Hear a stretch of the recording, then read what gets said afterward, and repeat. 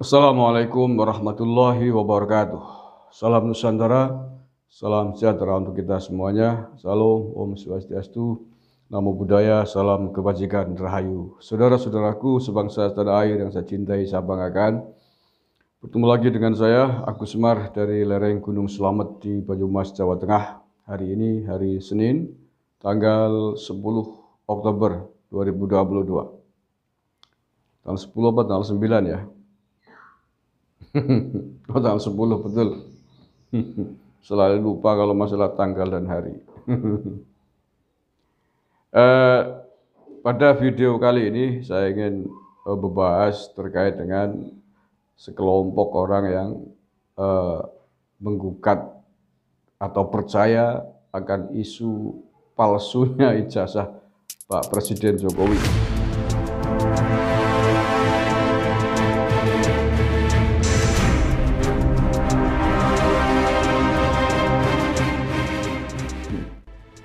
Allah ya Karim. Yang kemudian penggelontor isu pertama, yakni orang Semarang, orang Jawa Tengah yang namanya Bambang Tri itu. Yang kemudian Bambang Tri ini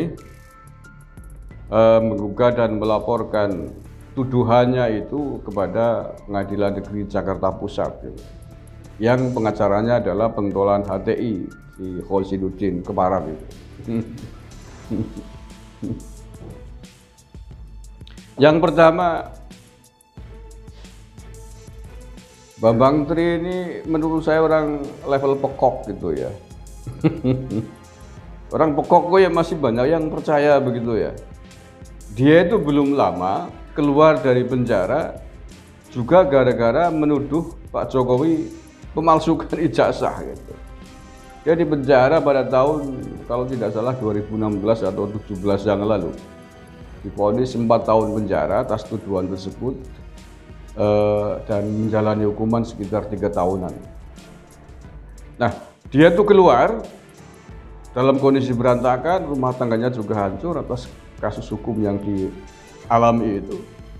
Kemudian kembali menggaungkan isu yang sama itu menjelang Pilpres 2024 gitu.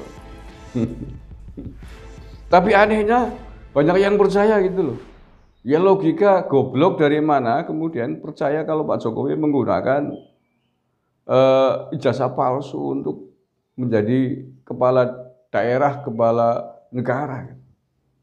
Orang yang waras kan pasti tidak percaya lah. Dan yang percaya dengan omongan pekok ya sama pekoknya gitu menurut saya gitu.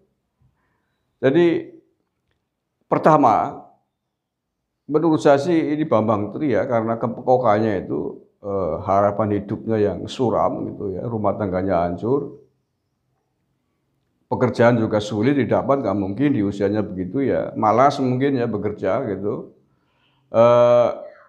Barangkali mungkin dia itu ingin masuk penjara lagi kalau menurut saya loh. Feelingku begitu.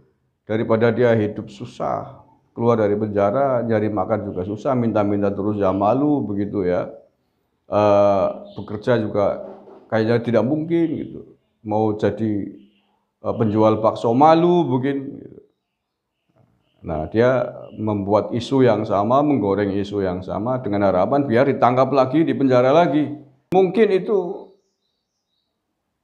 dianggap lebih mudah di dalam menjalankan hidup karena di penjara kan makan tidur sudah ditanggung oleh negara. Itu sih feeling saya kan begitu. Daripada susah di luar penjara harus bekerja banting tulang tidak jelas, tidak punya skill apa yang jelas gitu ya. Lamar pekerjaan juga siapa yang mau gitu ya. Menerima gitu. Mending mungkin lebih baik di penjara lagi saja gitu. Kan makan tidur enak gratis di sana itu. Kalau feeling dugaan saya begitu. Yang kedua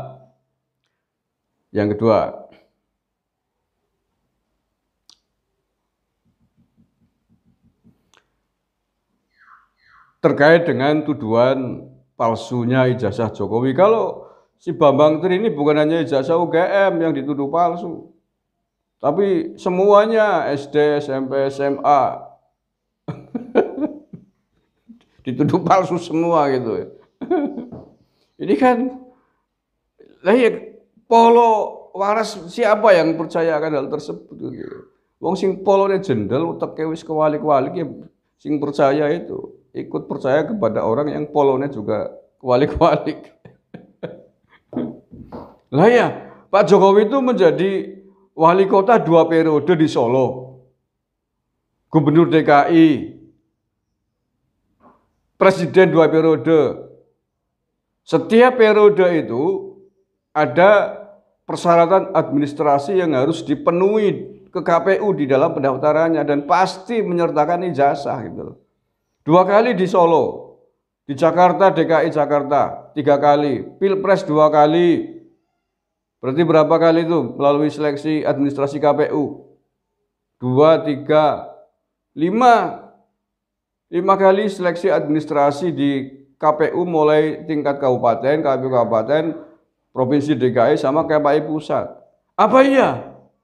Sekelas KPU di seluruh levelnya 5 kali, kemudian gagal menyeleksi, mengaudit, memverifikasi ijazahnya Pak Jokowi dari SD, SMP, SMA, sampai S1-nya kebobolan semua. Apa orang-orang yang menjadi KPU itu goblok semua?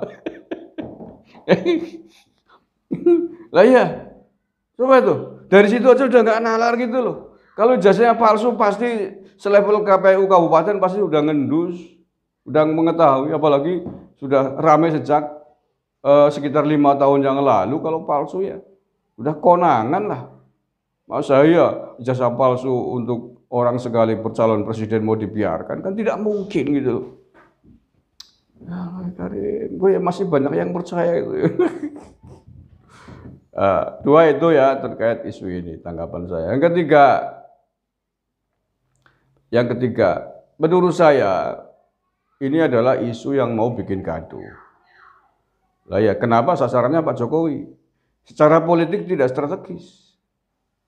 Apa Pak Jokowi mau nyalon lagi jadi presiden? Kan tidak mungkin. Undang-undang kita sudah tidak mungkin. Sudah 2 periode, sudah tidak bisa lagi mencalonkan menjadi presiden. Kenapa bukan Pak Ganjar Pranowo yang diserang? Atau calon presiden yang lain, Cak Imin, Pak Prabowo tentang ijazah? Ya, kalau sasarannya politik Pilpres 2024 menyerang Pak Jokowi ya salah alamat. Pak Jokowi nggak akan mencalonkan lagi kok. Gimana sih? Tolong korek itu jasanya Pak Ganjar, Pak Prabowo, Pak Anies, siapa lagi, Airlangga, Puan, dan seluruh capres. Itu baru langkah cerdas terkait politik 2024. Tetapi kenapa kemudian Pak Jokowi yang diserang lagi tentang ijazah palsu? Nah ini penting ini. Nah faktanya bahwa yang diserang adalah Pak Jokowi. Diserang oleh Bambang Tri hanya sebagai alat lah yang dikompori, dimotori, tumpangi oleh para pembenci keparat, pembenci pemerintah, kelompok garis keras dan lain sebagainya, rame-rame menggaungkan di media sosial sampai hari ini. Kenapa Pak Jokowi? Nah ini, kalau menurut saya ini adalah desain ingin membuat gaduh negara. Desain ingin membuat kekacauan di Republik Indonesia ini. Ingin membuat huru-hara menjelang Pilpres 2024 dengan sasaran agar Pilpres, agar pemilu 2024 gagal, kacau, gaduh, dengan membuat justice bahwa selama ini pemerintahan ini gagal dan tidak sah dipimpin oleh Jokowi. Kalau feeling saya atau prediksi saya terkait isu ini diantaranya adalah itu. Kalau targetnya ingin memenangkan capresnya ya bukan Pak Jokowi yang diserang, tapi lawan-lawan politiknya. Nah, begitu. Tapi faktanya yang Pak Jokowi yang kemudian kembali diserang. Jadi ini adalah desain manuver ingin membuat kegaduhan dan kekacauan negara ini. Nah, seperti apakah efektivitas ingin membuat gaduh Republik ini menjelang pemilu 2024 akan sangat bergantung dari soliditas TNI Polri. Kalau menurut saya nggak usah pakai lama, sikat, tangkapi semua itu orang-orang yang membuat isu ijazah palsu. Mulai dari Bambang Tri dan seluruh kroni Wadyo Bolok Kurowonya itu yang ikut gaduh rame di media sosial, ikut bikin podcast bersamanya, ikut numbangi bumboni itu, sikati semua itu. Tanggapi semua itu biar negara ini aman, biar pemilu nanti 2024 berjalan dengan aman, lancar dan damai. Maka analisa saya yang keempat, bisa jadi memang Bambang Tri digunakan oleh pihak-pihak tertentu untuk bahasa Banyumas yang nginter gitu, menseleksi alam, melihat siapa sih orang-orang yang masih percaya dengan omong kosong dan kebohongan yang dilakukan oleh Bambang Tri ini.